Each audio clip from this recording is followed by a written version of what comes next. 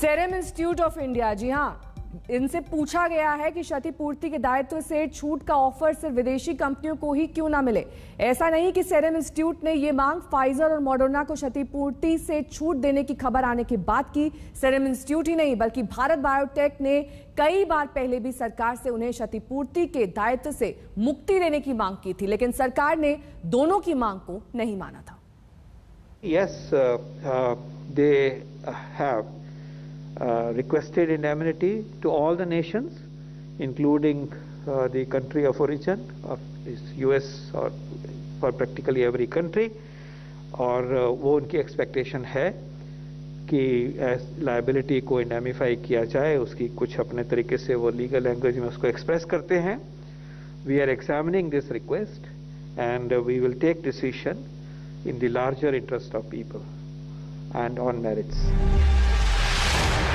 Covid task force के head VK Paul जिन विदेशी कंपनियों की बात कर रहे थे वो हैं फाइजर और मॉडर्ना। वो जिन शर्तों की बात कर रहे हैं वो है क्षतिपूर्ति की जिम्मेदारी से छूट, और वो जिस देश के कानून का हवाला दे रहे हैं वो है अमेरिका। तो फिर सबसे पहले यही जान लेते हैं कि फाइजर और मॉडर्ना को उनके ही देश यानी अमेरिका में क्षतिपूर्ति से किस तरह छूट मिली हुई है। दिसंबर 2020 में अमेरिका की एक फेडरल कोर्ट ने फाइजर और मॉडर्ना को दायित्व से इम्यूनिटी दी, जिसके तहत अगर वैक्सीन का साइड इफेक्ट होता है तो उस स्थिति में कंपनी से मुआवजा नहीं मांगा जा सकता। इंडेमनिटी का अर्थ होता है किसी हानि या आर्थिक नुकसान के खिलाफ हर जाने की गारंटी। कानूनी भाषा में सिक्योरिटी अगेंस्ट इंडेमनिटी का अर्थ हुआ हानि की भरपाई की जिम्मेदारी से बचाव। आसान शब्दों में कहें तो फाइजर और मॉडर्ना अपनी वैक्सीन से होने वाले नुकसान के लिए जिम्मेदार नहीं होंगे। तो अब सवाल यह है कि कंपनी जिम्मेदार नहीं होगी तो क्या वो लोग जिम्मेदार होंगे जो वैक्सीन लगवाएंगे? लेकिन इस स्थिति में फाइजर और मॉडर्ना वैक्सीन सिर्फ प्राइवेट अस्पतालों में ही लगाई जा सकेंगी, और उसके लिए लोगों को कोविशील्ड और कोवैक्सीन से कई गुना ज्यादा कीमत चुकानी पड़ सकती है। फाइजर और मॉडर्ना को अमेरिका ही नहीं बल्कि उन सभी देशों में क्षतिपूर्ति की जिम्मेदारी से छूट मिली हुई है जहां ये वैक्सीन लगाई जा रही है।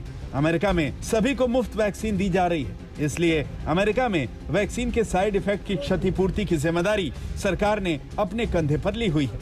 अमेरिकी सरकार ने एक कॉम्पनसेशन फंड बनाया है जिसका इस्तेमाल क्षतिपूर्ति के लिए किए जाने का प्रावधान है। मार्च 2021 में आई एक रिपोर्ट के मुताबिक अमेरिका में कोविड-19 वैक्सीन के साइड इफेक्ट से जुड़े 21 क्लेम दर्ज किए गए थे, लेकिन अभी तक किसी भी केस में किसी को भी मुआवजा नहीं दिया गया। ज्यादा पुरानी बात नहीं है जब मॉडर्ना और फाइजर की शर्तों को मानने से भारत ने इनकार कर दिया था। इसीलिए अगर सीरम इंस्टीट्यूट भी ये छूट मांग रही है तो इसमें गलत क्या है? भारत में जब कोविशील्ड का ट्रायल चल रहा था तो 40 वर्ष के एक वॉलंटियर ने 5 करोड़ का मुआवजा मांगा था। वॉलंटियर ने सीरम इंस्टीट्यूट को नोटिस भेजकर दावा किया था कि कोविशील्ड लगवाने के बाद उसकी सोचने और समझने की क्षमता कमजोर हुई है। हालांकि बाद में यह दावा खरा नहीं उतरा था। इसी को आधार बनाकर सीरम इंस्टीट्यूट के सीईओ अदार पूनावाला ने इंडेमनिटी में छूट की जरूरत बताई थी। I mentioned that this is something the government can look at because even in the US and other countries, we're looking at these laws being invoked by the government to protect manufacturers only during the time of a pandemic where a massive rollout of vaccines is going to happen.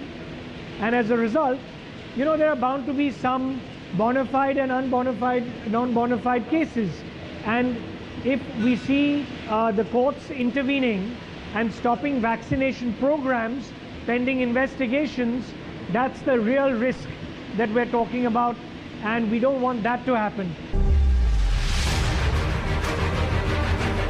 इस बात में कोई दो राय नहीं कि भारत को जल्द से जल्द और ज्यादा से ज्यादा वैक्सीन चाहिए। अगर फाइजर और मॉडर्ना जैसी वैक्सीन भारत में आती हैं, तो इसमें भारत का ही फायदा है, क्योंकि वैज्ञानिकों ने इन दोनों वैक्सीन के भारत में पाए गए कोरोना वेरिएंट्स पर प्रभावी होने के दावे किए हैं। लेकिन नियम तो सबके लिए एक होने चाहिए, इसीलिए सीरम इंस्टीट्यूट के तर्क को भी नजरअंदाज नहीं किया जा सकता। अनीशा माथुर और मिलन शर्मा के साथ आज तक ब्यूरो। फिलहाल यहाँ रुकना होगा, इस ब्रेक के लिए फौरन होंगे हाजिर कुछ और खबरों के साथ। देखते रहिए आज तक।